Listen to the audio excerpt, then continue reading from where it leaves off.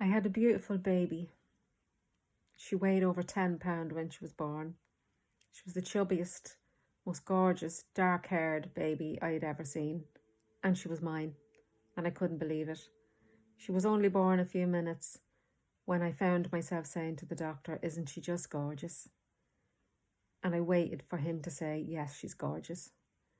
And I asked everybody, did they think she was gorgeous? Because I couldn't believe that I had created this little human being so perfect. I was thrilled. And then I went home. And that was the end of the happiness, because postnatal depression set in and I just didn't know how to function. I didn't know what was wrong with me. I kept telling myself I should be better. I kept telling myself that I was a bad mother. I kept telling myself that other people can do it, why can't you? I told myself lots of stuff and I couldn't shift it. And I cried and I cried and I couldn't sleep and I was exhausted. And I wanted to be this great mother. I wanted to be like the ones we seen on the telly, and their figures just went straight back in and mine didn't, and I didn't like that either. I lost the power of my leg in the delivery of the baby, and it took me over 2 years to get the power back in my leg, so that was difficult to deal with. And I know I'd had previous trauma in my life, and that probably didn't help with the depression when I had the baby, but I didn't connect the dots. Nothing seemed to make sense to me. I couldn't understand why I found everything was a chore. And people would say, "Oh, she's just gorgeous." And I'd be going, "Yeah, yeah." And in my mind, I'm thinking, if she doesn't stop crying. Because in my head, it was just so loud. I just couldn't cope with it. And she had colic. So she cried a good bit. And when she cried, I cried. Because I kept thinking that it was me, because it was undiagnosed colic for a while. And it just wasn't a good experience for her. And it certainly wasn't a good experience for me. And I felt so guilty. And I felt so ashamed that I wasn't better. I wanted to be a perfect mother. I wanted everything to be right, because I had our lovely pram and I had our lovely blankets and I had all that kind of stuff going on. But I just couldn't be a mother in my head. I was functioning on automatic pilot because I needed to get through from one end of the day to the next. I remember bringing the mattress down and sleeping on the floor because I didn't want to wake her for one of the times when she was asleep. And when she slept that night, I really thought that I'd done something good, and I thought I was over it, whatever it was, because I didn't know what it was. But I wasn't over it. I was far from over it. And I got that bad one day, I couldn't take it anymore, and I just walked out of the house and left her there on her own in the pram. And I went off for a walk. And when I was coming back from the walk, I started to panic a little bit, hoping that she hadn't woke up. But thankfully she hadn't. She was still in the same position, fast asleep. And then I went on another rant in my head. How could you do that? That is very cruel. You abandoned her. You really are useless. How could anybody do that to a little helpless little baby? And then I couldn't make it up enough. Every time she moved, budged, I was hugging her and kissing her, even though she had no idea what happened. But I did. And I was this horrible, bad person, because this was supposed to be a wonderful time. And I just wasn't enjoying it, and I couldn't cope. So a couple of weeks passed, and I was changing her nappy because we didn't have the disposables that's available today.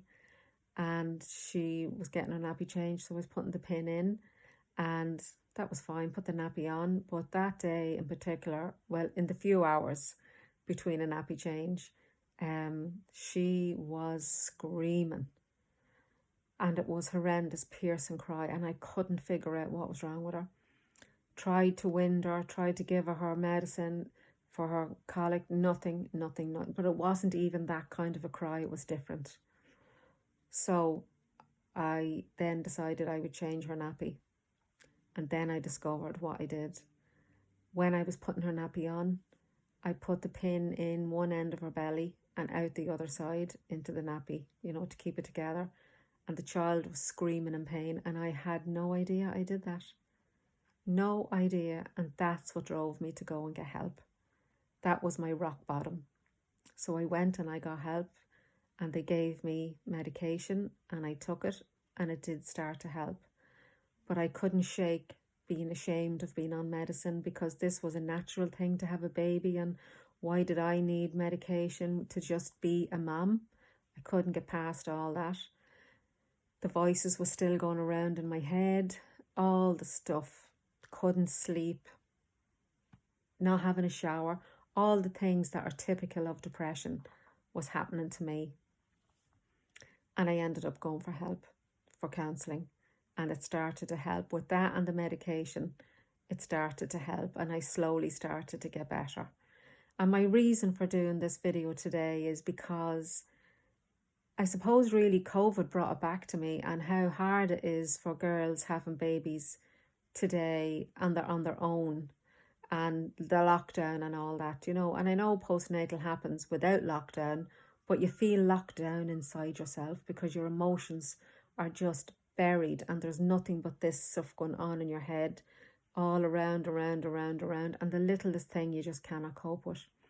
So I wanted to do this video that you could share it if you know anybody that may be suffering from postnatal, or maybe you're suffering from it yourself. And I just want to encourage you and say, it's okay. It's okay not to be okay. You're not going mad. You're not crazy. You're experiencing something after having a baby that lots of us experience. So the quicker you go and get the help, the better it's going to be for you. And don't be so hard on yourself. Cry if you need to cry, but get yourself to the doctor and get the help. There's groups available, there's online stuff, and maybe if you can't do it, somebody can go with you and be your buddy to help you. There's always somebody when you look hard enough. So please, don't suffer in silence, and don't suffer alone. So that's it for today, guys. I just wanted to talk a little bit on postnatal. It just kept coming up in me the last few weeks. So that's my little chat, my experience on postnatal. And remember that we're always here. And if you know that you cannot pour from an empty cup, and when you're experiencing something like that, you are empty. So you can't help anybody else, because you cannot help yourself either. We all need help at times. So thanks for watching, guys, and please share if you know that it will help somebody. And I'll see you all next time, and take care of yourself and take care of each other. Have a lovely Sunday.